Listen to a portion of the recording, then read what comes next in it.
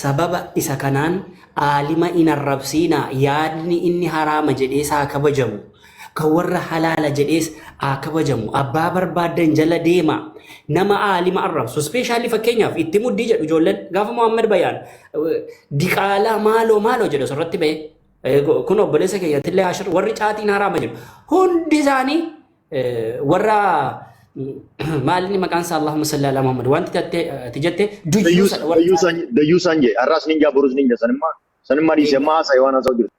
Aywa dhaggeeffadhu. Isa kanatti sirrii mitiin jedhaa jiran. Isa kanarraa dhaabbadhaa in nyaatamtu. Isa kana kan hin jedhaa jiru malee waan biraa miti galatooma gaaffiin qaba jedhaa turte gaaffii kee gaafachuu dandeessaa. Dhiifama. Dhiifama ibsa. Sin dubbachiisa rakkoon qabu. Gaaffiin qabadhaa turte obboleessa keenya Ashir. Akka ila gaaffii yeroo gaafattu dhaggeeffadhu. In gaafattaa hin dhaggeeffatta. Amma isaan afaan isaaniirraa dubbatanii xumuranitti. Akkas itti fufi gaafadhu gaaffii. Bar gaafaan gaaffii gaafadhu ustaadha wal kana naaf inni nama hundarra walitti dhiyaanna. Eenyuma caalaa warraas jala jiruuf warraas hin bira hin jirre hundarraan jaaladha inni nuuni beeka. Garuu waan na keessatti jiru kana yoon hin gaafanne irraa usuun yookaan bakka biraattiin dogongora uumaatiin amma isa gaafachaa jira malee jibbee yookaan waan akkasii dhiibbaa innillee na jibbaa akkasii odoo hin taane jaalachaatiin gaafadha malee kabajaatiin gaafadha malee isa xiqqeessuuf odoo hin taane wallaahi borullee isan xiqqeessuuf nillee hin tuqu qalbii biyya keessallee rabbiin harka akkaan isa jaaladhu sanummaa sannaaf rabbii wal beeka ustaada wal koo kabajamaa koo yaa obboleessa kiyya qaalii wanni si gaafachuu barbaade asitti odoo quraanaan hadiisaan wanni takka haraam hin taane gabbahanii ragaa tokko alatti waan islaamni ittiin bulu kanarraa ragaa fidachuu odoo hin dandeenye jimaan haraami gaafa jan qabeenya ummata attaak godhuu hin taatu gaaffiin kiyya tokkichuma kana malee waan biraatiin galatoome dhiifama naa godhi. Ayyee gaariidha Ashir kiyya tole. Isa kana wal qabateeti beektee wanni ulamaa'i biratti usula jedhanii usulul fiqh jedhaniitiin jira wanna fanni addatti qara'anii adillaan ragaan ulamaa ittiin godhatanii quraanaaf hadiisni mataadha hundeedha malee akkaataan ulamaa itti fayyadaman fakkeenya ijmaa'ni jira sadarkaa sadaffaa irratti erga sanii qiyaasni jira hundiin afran kan irratti walii adillaa muttafaq aleehaadha kan irratti walii galan siigaltee ijmaa'ni yoo jiraate ijmaa'a yoo achi bira dabramuun qiyaasa irra caalaan ka ulamaa wal dhaban qiyaasa kana keessatti siigaltee bakka qiyaasaa kana keessatti dabalataan achi bira yoo dabraniitiin jedhani hedduutu jira fakkeenya almaslaha almursalaan jira sadda daraa'i'i jira istishaabni jira istihsaanni jira dabalataan qawlu sahaabiin jira baay'ee jiran aqwaala amalu ahli almadiina jira amalu sahaabaan jira kun hundi isaadha waan irratti wal dhaban dirqama waan tokko ulamaan irratti haasa'uudhaaf dirqama quraanaaf hadiisa qofa keessa jiraachaa jira jechuudha fakkeenya hashiishiin duraan hin jiru zamana duriidha sigaaraan duraan hin jiru hashiishni illee guyyaa keessa dhufe wanni kun zamana taqriban jaarraa torbaffaa keessa zamana ibnu taymiyaa faa keessa rahimahullahu ta'ala argame gaafsanillee akkanumatti ulamaan irratti wal dhabaa turan ulamaan gariin haraama jedhanii gariin halaala jedhanii irratti wal dhabaa turan garuu kun diinummaa hin finne ulamaa jidduutti jechuudha akkasumatti erga sanii deemanii hashiish irratti walii galan ulamaa'in san boodalleen ammoo gaafa jimaan dhufullee akkasumatti ulamaa wal dhaban laakiin ammoo deemanii takka walii galanii takka ammoo akkuma wal dhabeetti akkasuma wanda jedhan garuu irra caalatti masaa'il akkanaadha waan irratti ijaaramtu qiyaasa irratti ijaaramti siigaltee qiyaasa maal jala galchina kan jiru siigaltee maal jala galchina kan jedhu irratti ijaaran kanaaf isaan qiyaasa keessatti ammoo qiyaasa jechuun beektee daliila duraan jiru ka asiin dura jiru irratti wannaa godhatanii ragaa godhatan fakkeenyaaf mee misaala sii godha akkasii galu birrii jechuudha birrii gaafa birriin dhuftu jalqaba birriin kun amma zamana nabi Muhammad alayhi salatu wassalam hin jiru birriin qarshiin kun ka amma waraqaa nuti qabannee deemnu kan ka zamana san jiru zahabaa fi fiddaadha yookaan diinaaraa fi dirham birrii keessatti ribaan jira jedhamee haasawamaa ture gaafa isiin jalqaba dhufte ulamaan gariin hin jiru jedhan ulamaan gariin ni jira jedhan ulamaan gariin ribaan keessatti hin jiru akka barbaadanii nyaachuu danda'anii jedhan gariin ammoo lakki ni jira jedhan wal dhabaa turan booda irratti garuu ammoo walii galanii irra caalatti amma ulamaan zamana kana keessa jiru ribaan isa keessa ni seenaa bakka dhahabaa fiddaadhaa bakka bu'ee jira jedhaniiti maal irratti fakkeessan birrii kana qarshii amma nuti harkaa qabnu kana dhahabaa fiddaa dur jiru san irratti fakkeessan jechuudha akkuma kanatti siigaltee waan duraan jiru irratti fakkeessuu irratti wal dhaban yookaan ammoo faayidaa fi miidhaa laaluu irratti maslahaa irratti laban yookaan daraa'ii waan jedhamu fayyadaman. Kanaafuu kan ulamaa'itu irra caala beeka. Siigaltee ulamaa'itu isa fayyadama ragaalee kanneen jechuudha. Akka waliigalaatitti ragaalee kanneen fayyadamanii ilaalcha kanaan deeman malee Qur'aanaaf hadiisa zaahira lafziidhaa qofa irratti hin deeman. Zaahira lafziidhaa akkuma qabatanitti qiyaasni jira, sadda daraa'i jira, maslahaan mursalaan jirti, waa hedduu jira wantoonni ulamaan irra deeman jechuudhaaf. Wantoonni itibaara keessa galchanii ulamaan fayyadaman. Kanaafuu isa kana ulamaan akkasitti fayyadamanii siin jechuudhaaf inni kun kana. Siigaltee kaan immoo maal na gaafatte sabooda irratti. Qabeenya uummataa irratti kan jetteef. Akka kiyyatti siigaltee akka inni itti amanu wanni kun koomentii irra banaa uumaan taatu ijoollee arrabsitu amma taas gabbaan yoo rabbi inshaallah. Banaa koomentii. Akka kiyyatti Hashir irraa banaa ijoollee irraa arrabsitu uumaan rakkoon qabuuti. Akiraa keessaniif jecha eeggadha tamaam. Kan biraadhaa fakkeenyaaf amma qabeenya uummataa irratti kan jedhame sanii fi qabeenya uummataa irratti maaliif akkana godhame kun waan xiqqaadha yaa Hashir yaa Khalifa kun waan xiqqaadha. Fakkeenyaaf amma hawaasni keenya Harargeedha. Ulamaa naannoo keessa hin jiru gaafadhaati ulamaa naannoo keessa hin jiruun isaan jala deema. Lakki akkas hin barbaadu ala bahee gaafachuu barbaada. Ulamaa uma gaafatti isaan jala deemi kasi biratti amanamaadha. Ati muqallida yoo aalima taate ammoo qoradhu. Aalimni ni qora taate haa qoratu rakkoo miti. Laakiin ammoo namni tokko namni uummanni hawaasni keenya ammoo akka nama muqallidaa tokkotti akka nama ulamaa hordofuu tokkotti ulamaa naannoo keessaniidhaa hordofaa isiniin jechuu jira. Garuu jimaa maaliif irra dubbatan hin jedhina. Isini galtee fakkeenyaaf amma ati arsii keessa namni qaamuun jira. Dhaqiitii ulamaa gaafadhu. Ulamaa naannoo kan keetiin sababa isaa halaala gochuudhaaf jecha kaateetiin bakka biraadhaa deemtee wanna jiru. Ulamaa naannoo keessanii gaafadhaati. Ulamaa naannoo keessanii nama amanamaa si biratti. Callisee fedha kan kee galee fi miti. Isini galaa miti isaa? Fedha kan keetii galeedhaa fi miti. Ulamaa naannoo kan keetii amanamaa kas biratti ta'e qabadhu khalaas. Ra'ii isaadhaa qabadhu ittiin deemi. Rakkoo miti kun. Amma rakkoodhaa miti kun. Isini galaa miti isaa? Atilleen ammoo kan biraalleen ammoo lakki ulamaa akkanaa miti ka biraattu na bira amanamaa hojjette aalimu si biratti amanamaa kan qabatu. Anta muqallid. Tamaam? Khalaas taqliidin akkanaa kun dirqama sirratti eega nama ragaa hubachuu ragaa qorachuu yoo bira geesse ammoo ragaa qoradhu rakkoodhaa miti. Gaafsan ragaadhaan ammoo ragaa ulamaa'in kulillee dhiyeeffatan laaliiti rajjahuu dandeessa. Garuu yoo ati akka hawaasaatitti irra caalaan hawaasa keenya muqallida. Muqallida jechuun nama mujtahida hordofu jechuudha. Muqallidni ulamaa hordofuudha qaba. Ulamaa kamiin? Ulamaa gonna amanamoo isa biratti ta'an jechuudha. Khalaas haganuma khalaas. Siigaltee wanni gabaabaan haganuma. Wanni gabaabaan haganuma. Waan irratti wal fixanii miti kun. Dabalataa waan irratti wanna jedhanii miti.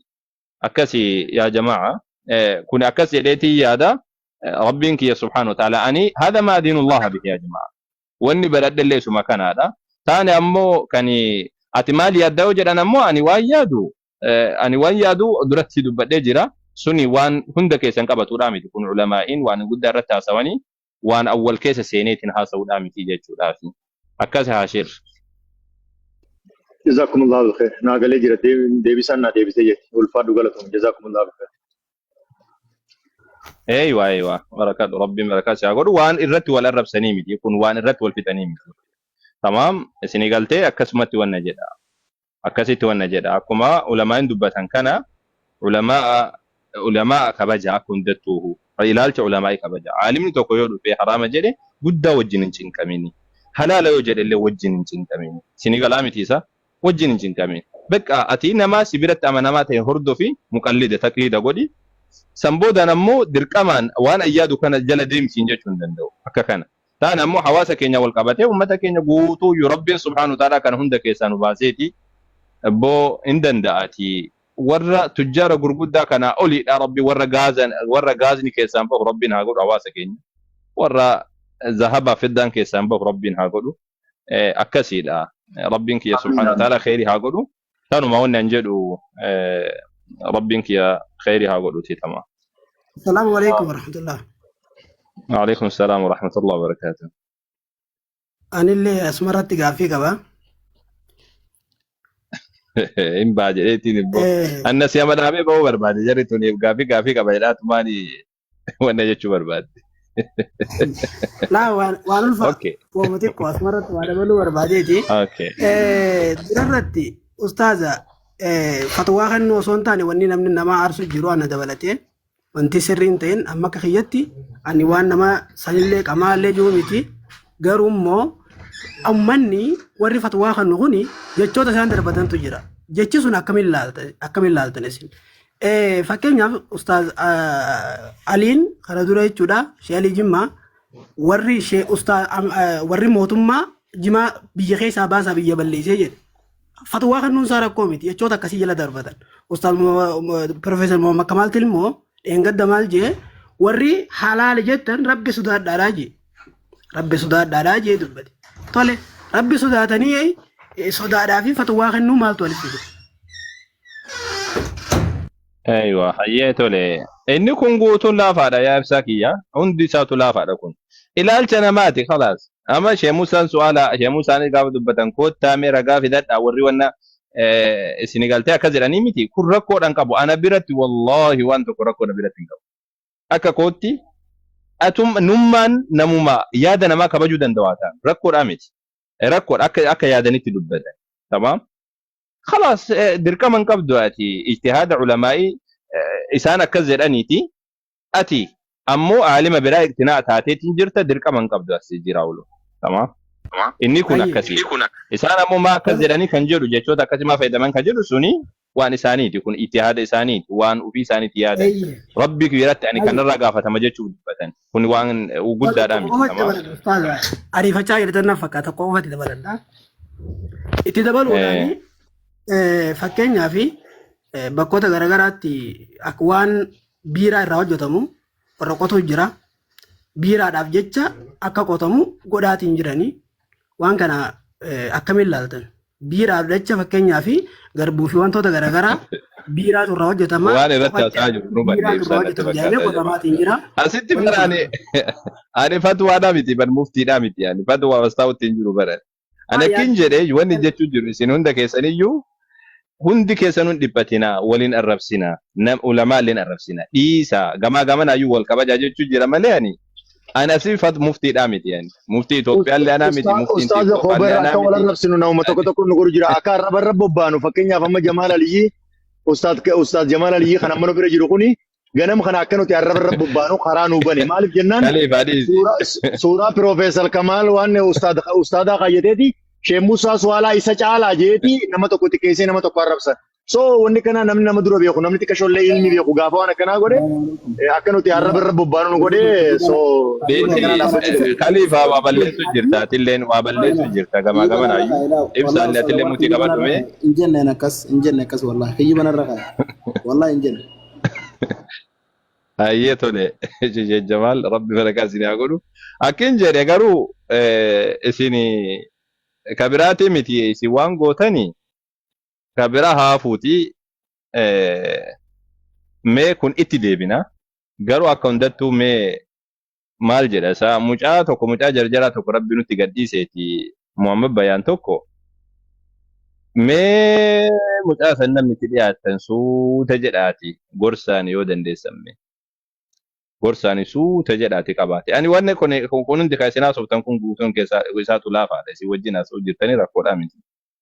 Muhammad Bayaaniin suuta jedhiitii deemii suuta jedhii jedhu suuta jedhiitii gaafa barbaade Awwal Qaasim kun akkana jedha gaafa barbaade Farhaan akkana jedha wanni kun gaariidhaa miti akka kanatti jechuudha akka maleedha tayyib yoo inni sirriin jiraanne ammoo isin jalaa hafaati dhiisa hin deeggarina waan akkasii irratti nama kamu ulamaa kamu arrabsuu irratti hin deeggarina waliigalatti akka waliigalaatti isin hin jedha ulamaa kamuyyuu arrabsuu irratti hin deeggarina nam tokko yoo Sheek Musaa Suwaalaa arrabse maaf arrabsite jedhaan namni tokko yoo lafaa ka'ee Sheek Ali Jimmaa arrabse maaf arrabsite jedhaan namni tokko yoo ka'ee Dr. Kamaal arrabse maaf arrabsite jedhaan ulamaa arrabsuma hin dhiisinaa isin walumaa galatti gaariidhaa miti kun aadaa fokkataa seenu jira hawaasa keenya keessa wallahi fokkataadha kun sini galtee waan abaarsa fidu zarii abaarsaatu nu keessa dhalachaa deemu jira a'uudhu billah Sheek Musaa Suwaalaa osoo viidiyoo kan keessii isaan arrabsu dhagaanii yaa rabbi gurbaa kana ani siif jecha saatii 24 astaa'eetiin qaraasisuu jiraati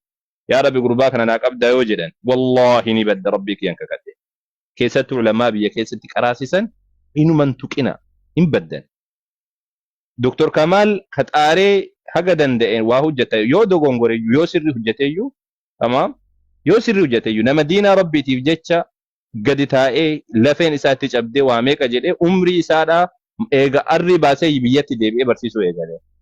Nama yaa rabbi ansiif jecha umrii kiyya imala keessatti fixeeti yaa rabbi naaf argi jedhee halkan ka'ee yoo sitti kadhate akkam taata san? Mee yaa rabbi warra na arrabse kana argi yoo jedhe inni ijtihaada godhe haga danda'e waan isaaf gadi dubbatee Dr. Kamal yoo halkan ka'e rabbi ufitti iyyate yaa rabbi warra na arrabse guutuu ani isaaf hin dhiifne zarii isaadhaa isa naaf qabi yoo jedhe akkam taata isaati? Nama caalimaati. تمام نما عالمات شيخ علي جمادان ان بيكا يا علي جمادان نما وراق ابو جريتي يا عالم قداد لكن امو نمني كنا مقد نما دينا اسا دينا قدموا دابجه ايثيوبيا ربقته بيا برات قال بيا برا كيس داد اتمو مالو جت يعني مالو جت نو فيات يم تينيتي داد نما ويانين دينا اسلام ما تبجه اسو اسلام ما حجت دجلو بيا بافته وغامي كامبود بيت ديبي زري سا غوتو دم بيجو أنا فتم وان كانوا قوتون الجنة أسمى تينيت ما وانيا تجر طيب لفاكاني يا علماء قرقود داكنا أعرف سنتين جنة طيب هل كان كيس ربي وفي تفرق إلى أبدي سلوس الليل آخر الرتي يا ربي كنوا المان نعرف سدكنا يا ربي نافون نجر يوجد يا ربي نافك أبي يوجد أكم قوتس يا كم قوتس والله وان حمال سني قلتي وان حمال يا جو علم أبارسان تئنا علم أبارسا حمال والله علمي هبارسا أحمد علمي أبارسا علم كلفات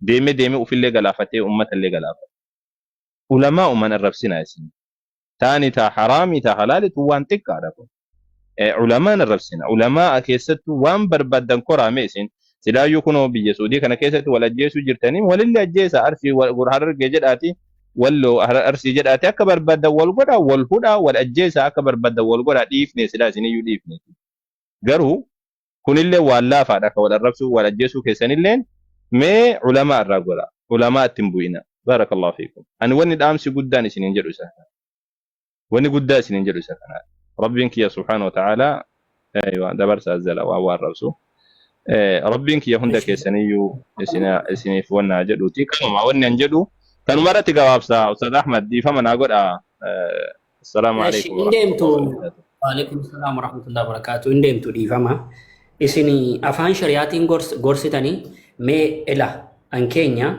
rabbiin waa qajeelchuu siyaasni keenya bareedu kabaja diinii keessatti waan bareeduma hin qabnu watakka wanti nurraa bareedu jiru siyaasa keenyas yoo ilaaltani mee fakkeenya mee siyaasuma addunyaa fudhadhaame inni tokko paartiin inni kuni paartii isa kana waan barbaade jedha inni kunis waanuma barbaade jedha takka wanni waliin jedhan inni kun nan filadhaa inni kun nan filadhaa jedha akkuma sanaatti ilaalame bakka filannoo keessanii abbaa barbaadan jala deema garuu jarootuma hin arrabsiina aalima hin arrabsiina hin tuqiina isa kana dhani bara darbeessisuma kanan dubbataa ba'e bara nasisuma kanan dubbataa ba'e ati immoo isa kam hordoftaa yoona jettanii ani fatwaa ulamaayyuu hin eegu an akka dhuunfaa kootti qaameen arge qaamaan guddadhee as ga'e ani ilma jumaadha ofii koo jechuudha ilma caatii isin galee isa kanaaf nan beeka waa'ee caatii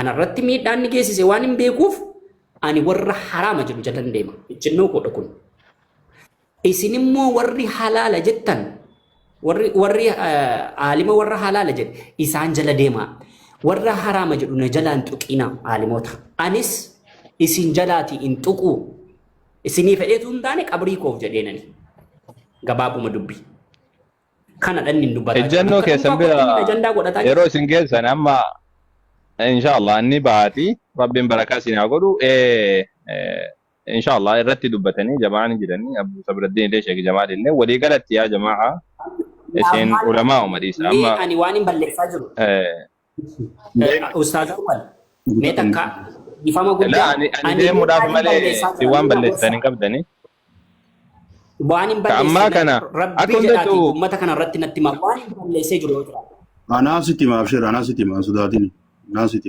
isin walitti himaati ani waan balleessitan ammatti nagarre ta fuuldura taate malee ammatti nagarre ani waan jedhu bayiniin tun afaan oromootiin bayin gaafsan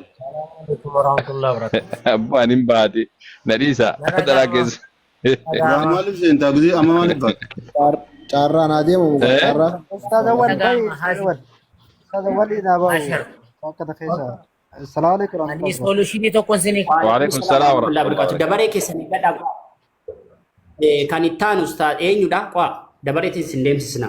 Ustaaz Awwal si abbaa caalii dursa moo eenyutu dursa? Dabareetiin sin deebisa deeqaa sadii kennee. Eenyu dursa? Abbaa Caaliitu dursa na Osuma fakkaata. Jamaaliin durallee jennu usta. Osuma jennu abbaa caalee na dursa ustaaz awwal Abbaa caaliiti dursa. Ustaaz Jamaaloo miyuut godhadha. Abbaa caalii faddal. abboo ani agaruma dubbadhaati mee akka wannan taanee fi tanuma dhaamsitiyya imba na dhiisa. Dhaqa. ani waan jedhu xiqqoo tokko tun ani haasaan Hayyee jedhan beekeen ta'a. dubbadhu dubbiin kun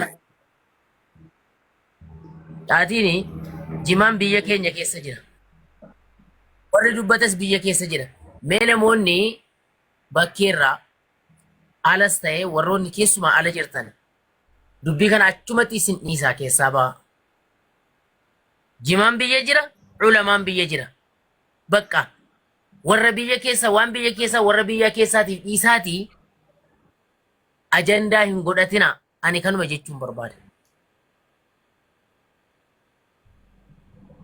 Akka biyya sanaatti achitti biyya sana yoo jimaan sun jira biyya sana waan isaan jiran hin deema jimaan biyya keessa jira ulamaan biyya keessa jira warra biyya keessaatiif dhiisaa keessaa baha warra jirtan. Salaamu alaikum. Waalaikum salaam wa rahmatullahi wa barakatuhu. Galatooma alfadha. Eshi abbaan dabaree eenyudha? Shukran. Ustaaz Jamaal ani ittaanu eenyudha? Ani ittaanu eenyudha? Qo'a dabareetiin naasonaa please. Dabareen similaadha. Eenyuti ittaan haquma dubbadha dafa. Alii fi ibsaan na dura jiran jira kan lamaantu na dura jira. Ayyee. Aliif ibsaa keessa ibsaan dubbateera. Alii tifuufi sidha. Oke, assalamualaikum warahmatullahi wabarakatuh ustaza. Ani humayu dubbachuu barbaadu takka faarratti deeqaa yoo ga'u wannan dubbatu. Ani dhaabsaan dabarfachuu barbaada. Ani namoota ulamaa arrabsu. Namoota ulamaa keenya xiqqeessu. Isa haraam ijoollee isa halaal ijoollee hin deeggaru nin balaaleffadha. Jalqaba irratti jechuudha. Itti aansuudhaan ulamaonni keenya haraam ijoolleen halaal joonis waan dubbateef jaa waan beekuuf dubbata haraam ijoolleen akkasuma halaal ijoolleen waan beeku halaal jee waan beeku haraam jee. Kanarratti darasoonni akka kiyyaa kun jechuudha.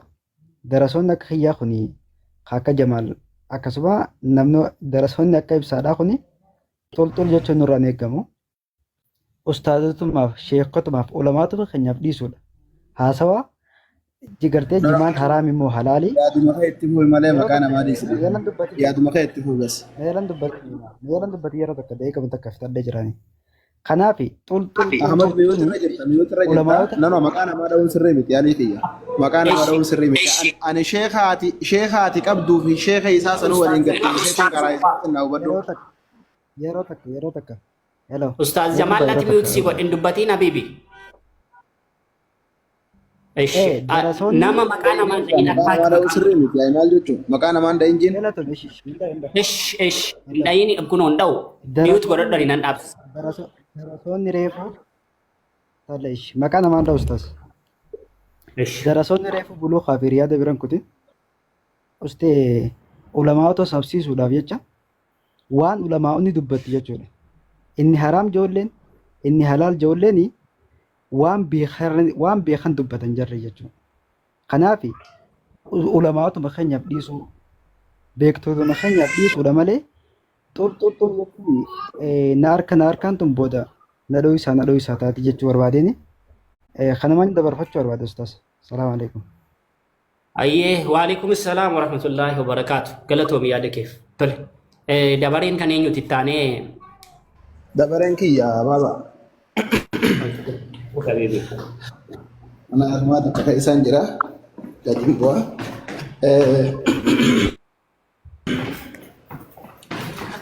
Jalqaba irratti qoy. Deeqaa sokondii.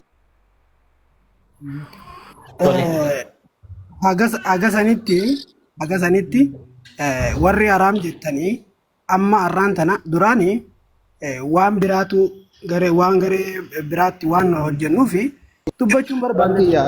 Ibsaa kiyya carraan kiyya dhiifama itti fayyadamuun qaba. Gaddeetiin jira. Waan gara biraa hojjennuuf waan kana dubbachuun Carraan barbaanne. kiyya dhiifama. Laalee Immoo darasoonni hundinuu kottaadha. Wajjin haa mari'annu. na obsi ibsa. Reshi Ibsaa koi kiyya mari warri marii barbaadanis hin mari'attu rakkoo hin qabu. Ibsaa kiyya na obsi. Koi fidee bitaa. Dabaree isaaf kennamuutii. Laala obsi osoon sagantaa kiyyatti hin seenne osoon sagantaa kiyyatti hin seenne namni waan jimaatirraa bifa kitaabaatiin gattaa'ee waliin haasoyinaa jiru gastii kanarraa gadi hin bu'ina. Tokko naajaa akkasinnaa qaba. Lammaffaa sagantaa kiyyaan fudhadhaa. Nuti darasaa irraa ulamaa'ii boruuti akkasi beekaa.